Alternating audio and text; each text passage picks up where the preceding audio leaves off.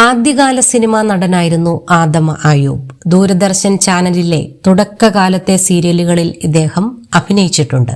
അഭിനയം കൂടാതെ സംവിധായകൻ, തിരക്കഥാകൃത്ത്, മാധ്യമപ്രവർത്തകൻ, അധ്യാപകൻ, ഛായാഗ്രാഹകൻ എന്നിങ്ങനെ സിനിമയുടെ നാനാഭാഗങ്ങളിൽ അദ്ദേഹം തന്റെ കഴിവ് തെളിയിച്ചിട്ടുണ്ട്. ലെവൽ ക്രോസ് സിനിമയുടെ സംഭാഷണങ്ങൾ എഴുതിയതും ആദം അയൂബാണ്. ഇതേ സിനിമയുടെ സംവിധായകനായ അർഫാസ് അയൂബ് ഇദ്ദേഹത്തിന്റെ മകനാണ്. കൂമൻ, ദൃശ്യം 2, ഒരു കുട്ടനാടൻ വ്ലോഗ് തുടങ്ങി ഈ അടുത്തിടെ ഇറങ്ങിയ സിനിമകളിലും അദ്ദേഹം അഭിനയിച്ചിട്ടുണ്ട്.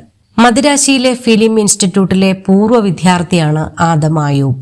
ഇദ്ദേഹത്തിന്റെ സഹപാഠിയായിരുന്നു സൂപ്പർ സ്റ്റാർ രജനീകാന്ത്. ഇൻസ്റ്റിറ്റ്യൂട്ടിൽ വെച്ച് രജനീകാന്തും താനുമടക്കം ശ്രീനിവാസനെ റാഗ് ചെയ്തിട്ടുണ്ടെന്ന് വില്ലേജ് ഫോക്സിന് നൽകിയ അഭിമുഖത്തിൽ പറയുകയാണ് ആദം അയൂബ്. അവിടെ പഠിച്ചവരിൽ 2 വർഷത്തെ കോഴ്സിൽ ക്ലാസ്മേറ്റ്സ് ആയിരുന്നു ഞാനും രജനീകാന്തും. ഞങ്ങളുടെ ജൂനിയർ ആയിരുന്നു ശ്രീനിവാസൻ. ഞങ്ങൾ പാസ്സായതിനു ശേഷം വന്നവരാണ് ചിരഞ്ജീവിയൊക്കെ. ശ്രീനിവാസൻ ആദ്യം ഇൻസ്റ്റിറ്റ്യൂട്ടിൽ വന്നപ്പോൾ ഞങ്ങൾ റാഗ് ചെയ്തു.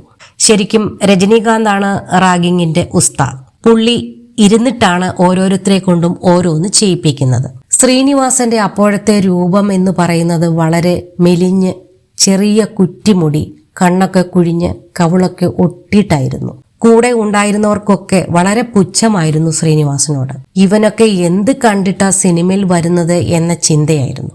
പക്ഷെ അവരൊന്നും എവിടെയും എത്തിയില്ല. ശ്രീനിവാസൻ ഇപ്പോൾ മലയാള സിനിമയിൽ എത്ര വലിയ സ്ഥാനത്താണെന്ന് നോക്കൂ, ആദം അയൂബ് പറയുന്നു.